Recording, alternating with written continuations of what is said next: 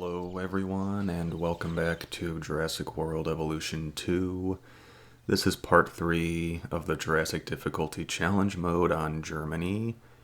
We are picking up right where we left off. You might notice there's some goofy photo icons over the Struthiomimus. Those go away. I'm not really sure what happened there. We are about to have a storm and we got this damaged shelters event, which is not a great combo. I decided to not insta repair the shelters just because so far we haven't had any problems with dinosaurs getting out, and otherwise that would have made all of our scientists exhausted and that would have cost a lot of money to rest them and a lot of time. And as you will see, it ends up working out fine for us. The park rating goes down during the storm, but no one ends up being hurt or anything.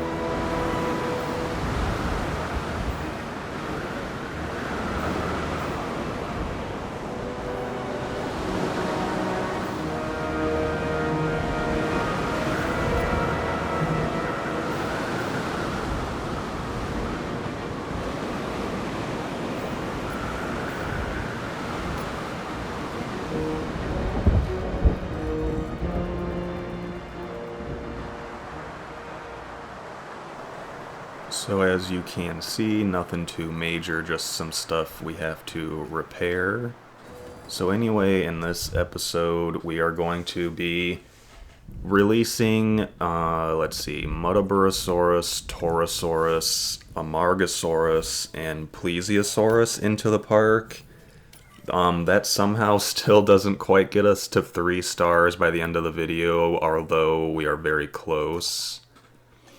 So, right here you can see I'm researching Torosaurus. I discovered that, Amargasaurus, Torosaurus, and Muttaburrasaurus all like to eat the ground fiber food, so that makes them really good to put in an enclosure together.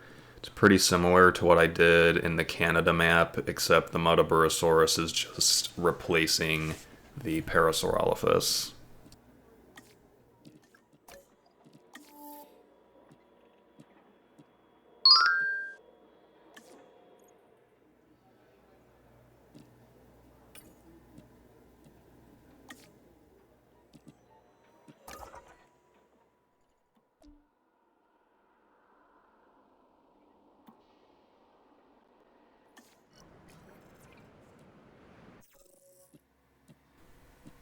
So here we are incubating our first Muttaburrasaurus. They have a reasonably high minimum population need. I forgot exactly what it is, so I ended up having to do several batches of them to have enough so that they'd be happy. And then over here we are constructing the exhibit. This, you'll kind of see later, this viewing tower kind of is giving me transport rating issues, so in part 4 I'm probably going to have to do something with this. I kind of assumed that you'll see later, the transport rating is kind of goofy. Apparently passing through the Innovation Center must count for some amount of distance or something, because I'm going to put the monorail station right over there later, and the transport rating is green, and yet this viewing platform is red in terms of, like, guest happiness with the transport rating. So I'm probably going to have to move that or do something later with that viewing tower.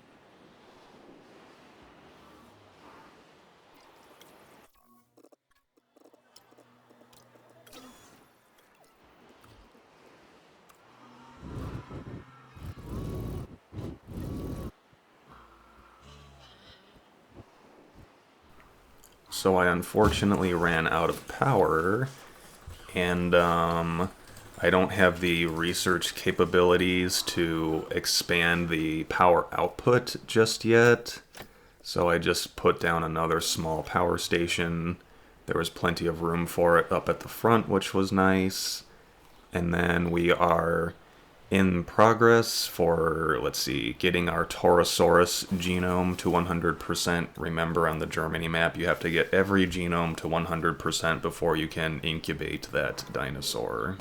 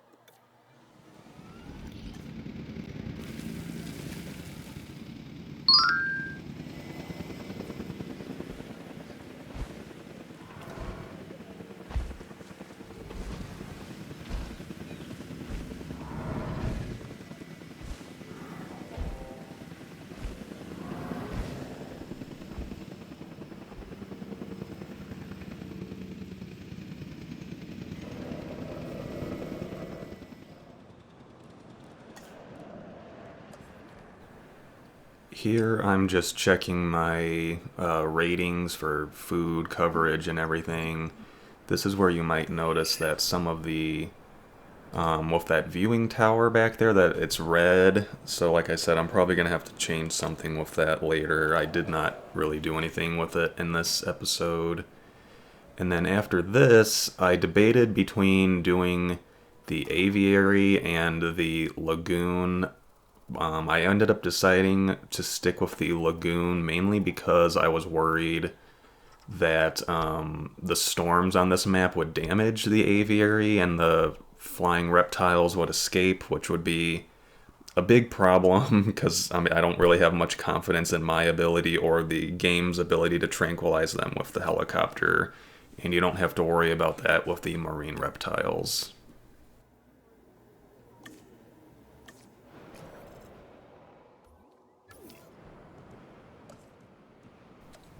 Here I'm just expanding the park a little bit, getting another hotel, and you'll see later on we build a monorail and kind of start expanding the park out in this general direction. And then afterwards I start incubating our first Torosaurus.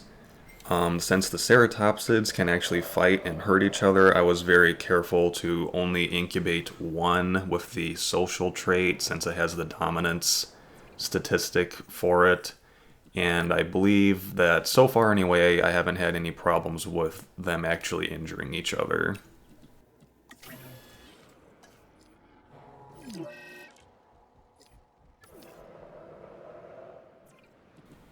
So we got another storm coming up, and I remember this one was actually a bit more of a problem, mainly because we had a sickness from the dinosaur that destroyed the ranger team. It got like an infected wound, so I had to research that while the storm was going on.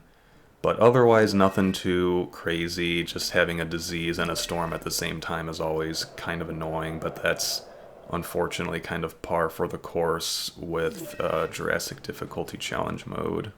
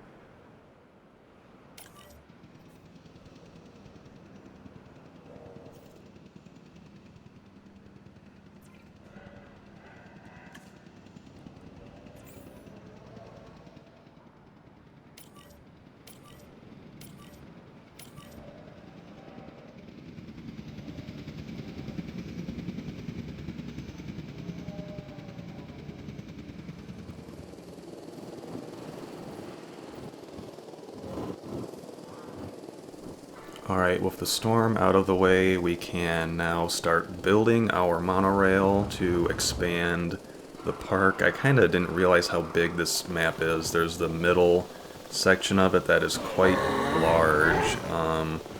So having a monorail is definitely going to help. And then I was also checking on the comfort level of the Torosaurus, which seems to be in check as well.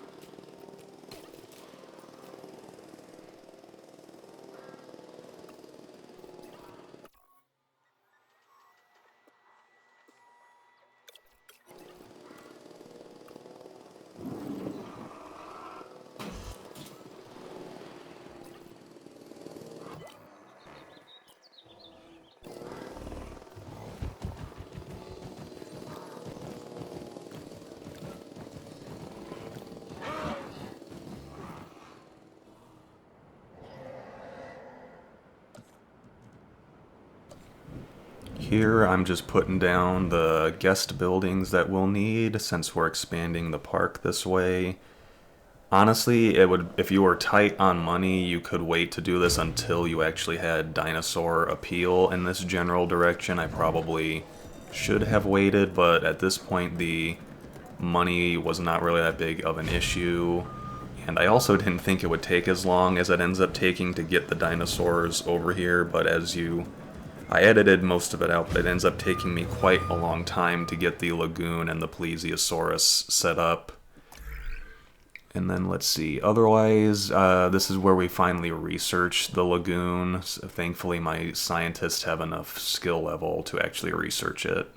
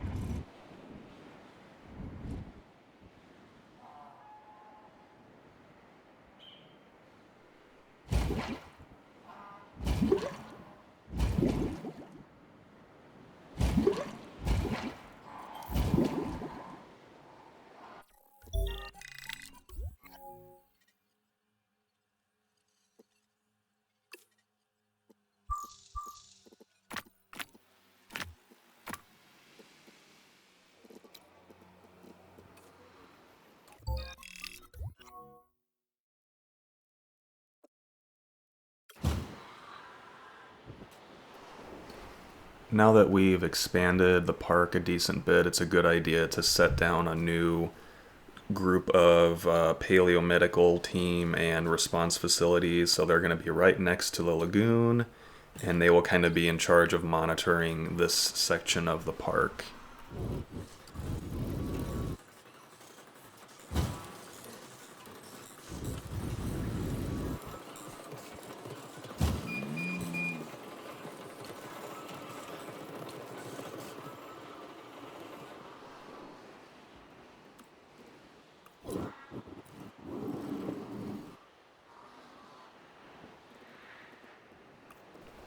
Here I am putting down some viewing platforms because, if I remember correctly, the lagoon viewing galleries actually attract the type of guests that aren't on the Germany map. I don't remember the name exactly. It's either the general guests or the adventure guests, and on the Germany challenge mode, we only have luxury and nature guests.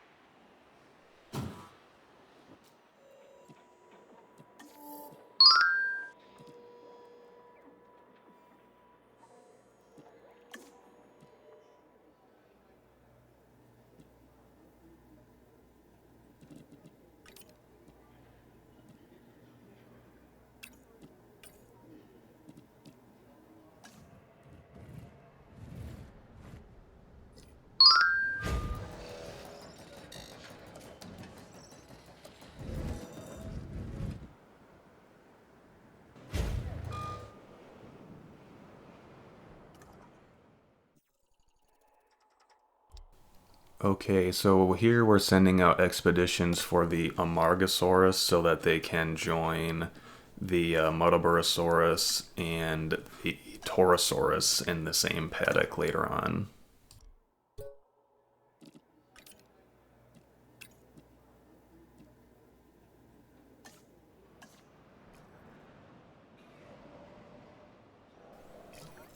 So the Plesiosaurus batches kept coming up with the antisocial trait, and remember on the Germany map, we're not allowed to genetically modify that trait out of the dinosaurs.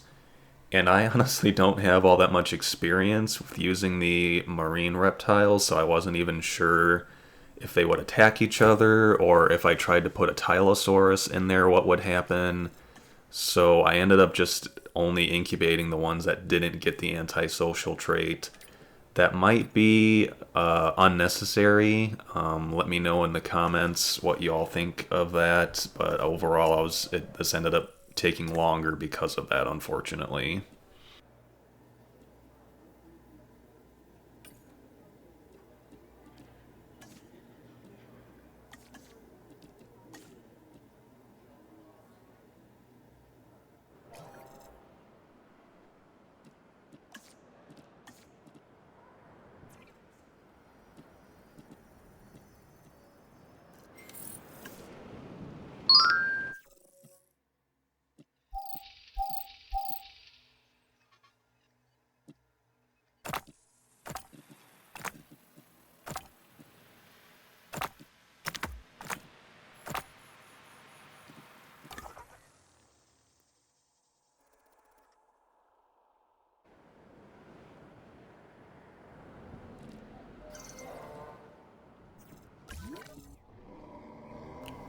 Alright, we're almost at the end of the video.